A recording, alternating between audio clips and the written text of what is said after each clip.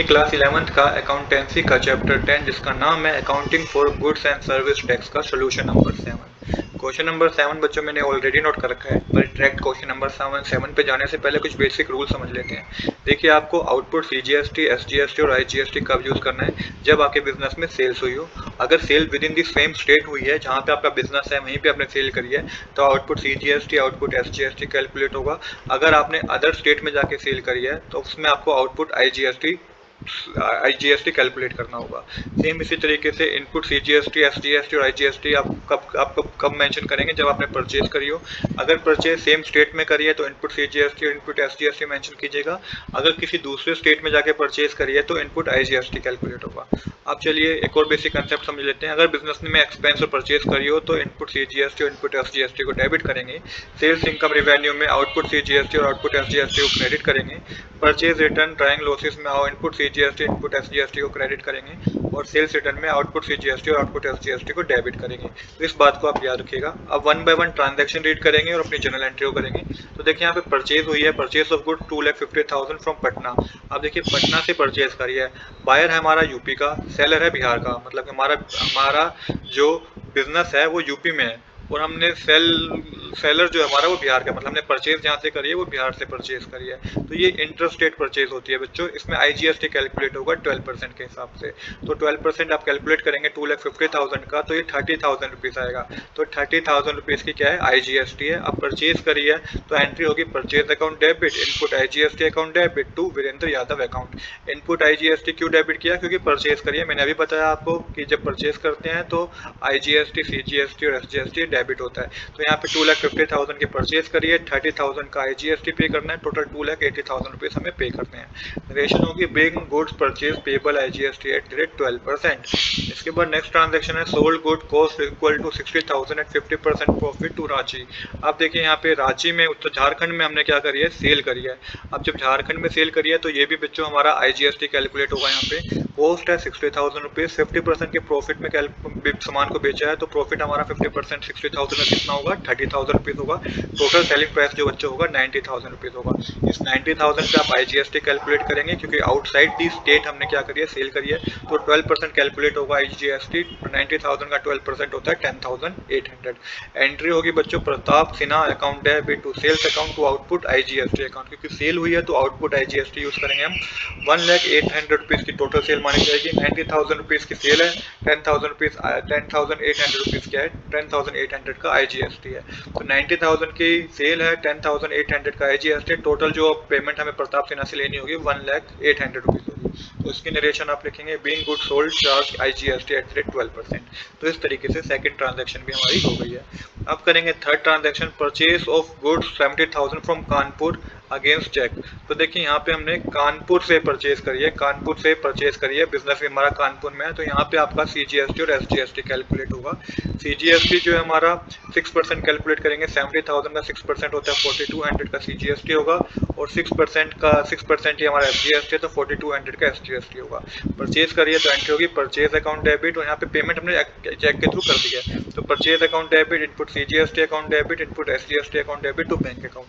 70,000 का परचेज है, 4,200 का सीजीएसटी है, 4,200 का एसजीएसटी है और बैंक के थ्रू पेमेंट करिए तो 78,400 हमने बैंक के थ्रू पे करा है। यहाँ पे आप नरेशन लिखेंगे being good purchase paid CGST and SGST at 6%। तो इस तरीके से ये ट्रांजैक्शन बच्चों हमारी कंप्लीट हो गई है। अब करेंगे नेक्स्ट ट्रांजैक्शन जो कि है sold good cost is equal to 2,25,000 at 33:1/3 profit less 10% trade discount cheque deposit in bank. तो इस ट्रांजैक्शन को समझिएगा।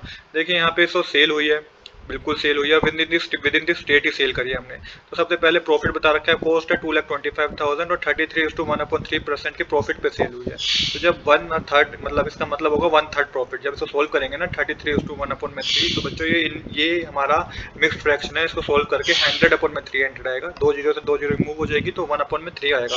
1/3 आप कैलकुलेट करेंगे 2,25,000 का, तो 75,000 के प्रॉफिट पे हमने क्या करिए? सेल करिए। तो टोटल सेलिंग प्राइस जो होगा बच्चों 2,25,000 प्लस 75,000 करेंगे तो 3 लाख का टोटल सेलिंग प्राइस है।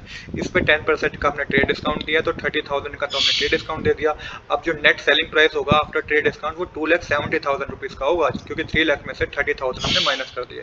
इसके बाद 6% CGST कैलकुलेट करेंगे आप, तो 2,70,000 का 6% होता है 16,200 और 6% SGST कैलकुलेट करेंगे, ये भी 16,200 आएगा। टोटल अमाउंट जो हमें रिसीव होगा ना बच्चों 2,70,000, तो हमारा आफ्टर ट्रेड डिस्काउंट जो था अमाउंट वो प्लस 32,400, ये आपका 3,02,400 रुपीज हमें रिसीव होंगे। एंट्री होगी बैंक अकाउंट डेबिट, क्योंकि चेक के थ्रू पेमेंट रिसीव हुई है, to sales account, to output CGST account, to output SGST account. 3,02,400 rupees हमें चेक के थ्रू रिसीव हुए हैं। 2,70,000 की टोटल सेल थी, 16,200 का CGST था, 16,200 का SGST था। नरेशन लिखेंगे being good sold charge CGST and SGST at the rate 6%। इसके बाद नेक्स्ट ट्रांजैक्शन है पेड रेंट 25,000 बाय चेक, तो रेंट पे करा गया है 25,000 चेक के थ्रू। यहाँ पे CGST SGST कैलकुलेट होगा, CGST 6% कैलकुलेट करेंगे तो ये 1,500 आएगा, 25,000 में 6% 1,500 होगा, और SGST भी 6% कैलकुलेट करेंगे, ये भी 1,500 रुपीज आएगा। इसके बाद इसकी जो जनरल एंट्री होगी बच्चे वो होगी rent account debit, input CGST account debit, input SGST account debit to bank account, क्योंकि एक्सपेंस है ये इसलिए बैंक अकाउंट को, इसलिए हमने इनपुट CGST और इनपुट SGST को डेबिट किया है। यहाँ पे टू बैंक अकाउंट इसलिए लिखा क्योंकि चेक के थ्रू पेमेंट करिए।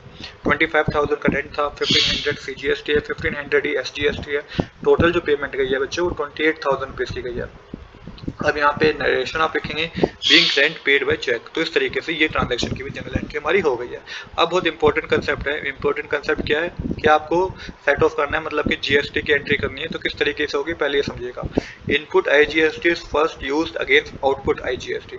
जो इनपुट IGST है ना उसको सेट ऑफ करेंगे सबसे पहले आप आउटपुट IGST से, और अगर फिर भी इनपुट IGST में बैलेंस रह जाता है तो आप उसको सेटअप करेंगे किससे, आउटपुट CGST से। और फिर भी कुछ बैलेंस रह जाता है देन उसको आउटपुट SGST से हम क्या करेंगे, सेट ऑफ करेंगे।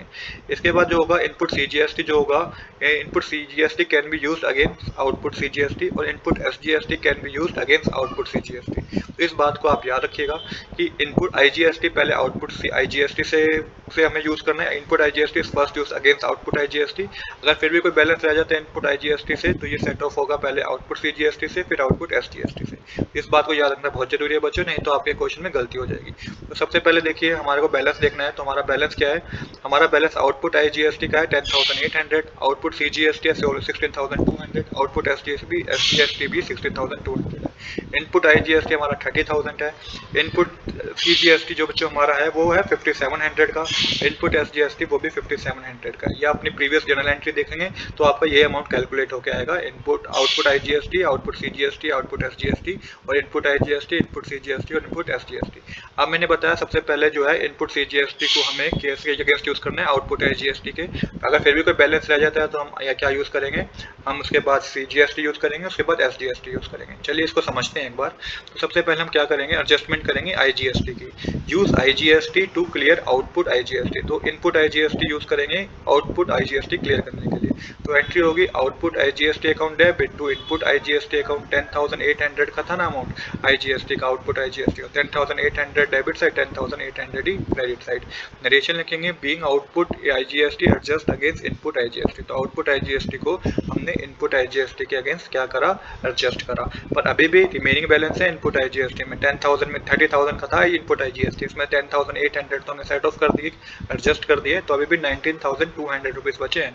अब ये 19,200 रुपीज जो बच्चे बचे हैं इसको सबसे पहले हम क्या करेंगे, इनपुट IGST का यूज करेंगे और फिर अगेन आउटपुट CGST का यूज करेंगे। देखिए मैं कहना क्या चाहता हूँ यहाँ पे, use remaining input IGST against output CGST। तो जो इनपुट IGST का 19,200 का बैलेंस बचा है इसको पहले आउटपुट CGST से हम क्या करेंगे, एडजस्ट करेंगे। तो देखिए एंट्री होगी output CGST account debit to input IGST account. तो हमने आउटपुट CGST को क्या करा है, आउटपुट CGST को हमने एडजस्ट करा है यूजिंग रिमेनिंग IGST। तो रिमेनिंग जो हमारा IGST था उससे हमने आउटपुट CGST को एडजस्ट करा है। तो हमारे पास अभी भी इनपुट IGST 19,200 का था और आउटपुट CGST 16,200 का था, तो 16,200 डेबिट साइड आएगा, 16,200 क्रेडिट साइड आएगा। बट अभी भी हमारे पास इनपुट IGST बच गया 3,000 रुपये, क्योंकि 19,200 का तो था, इसमें से 16,200 एडजस्ट करने के अब बच्चों हमने यहाँ पे आउटपुट CGST को एडजस्ट कर दिया using remaining input IGST, but अभी भी जो है बच्चों इनपुट IGST का बैलेंस 3000 पेंडिंग है, क्योंकि 19200 था जिसमें से हमने आउटपुट CGST एडजस्ट हो गया पूरा 16200 का, तो अभी भी 3000 रुपीज़ हमारे पास पेंडिंग है। अब 3000 रुपीज़ जो हमारे पास पेंडिंग है इसको हम एडजस्ट करेंगे किसमें, SGST में। तो आउटपुट SGST भी 16200 रुपीज़ है, तो सबसे पहले हम यूज़ करेंगे जो हमारे पास इनपुट IGST में बैलेंस है 3000 रुपीज़, तो रिमेनिंग हमारे पास रह जाएगा 13200 रुपीज़। तो यहाँ पे हमारा इनपुट IGST पूरा खत्म हो गया। रिमेनिंग हमारे पास अब 13200 रुपीज़ जो रहा है वो आउटपुट SGST का रहा है। आफ्टर यूजिंग इनपुट SGST अब आपको क्या करना है, जब आउटपुट SGST का हमारे पास 13200 रुपीज़ बैलेंस है तो अब इसको इनपुट SGST से यूज़ करना है। तो 13200 में से आप माइनस कर देंगे 2700 रुपीज़, तो जो बैलेंस आएगा 7500 रुपीज़, इसे हमें पे करना है गवर्नमेंट को। तो देखिए बच्चों इसकी एंट्री क्या होगी, output SGST account debit to input IGST account. Input IGST account क्योंकि रिमेनिंग बैलेंस है ना 3000 रुपीज़ का, उसको हमने यूज़ करा है। फिर टू इनपुट SGST अकाउंट जो कि 5700 रुपीज़ आया, क्योंकि 5700 रुपीज़ ही था पेंडिंग, क्योंकि इनपुट SGST में जो था अमाउंट वो 5700 रुपीज़ ही था, तो 5700 रुपीज़ को हमने यूज़ कर लिया। तो पेमेंट जो हमें गवर्नमेंट को अभी भी करनी है 13200 माइनस 5700 रुपीज़ करेंगे तो 7500 की पेमेंट अभी भी हमें गवर्नमेंट को करनी है। तो इस तरीके से हमारी लास्ट जर्नल एंट्री कंप्लीट हो गई है बच्चों। तो आज के लिए इतना ही। I hope you like this video. If you like this video please to subscribe this channel. Thanks for watching.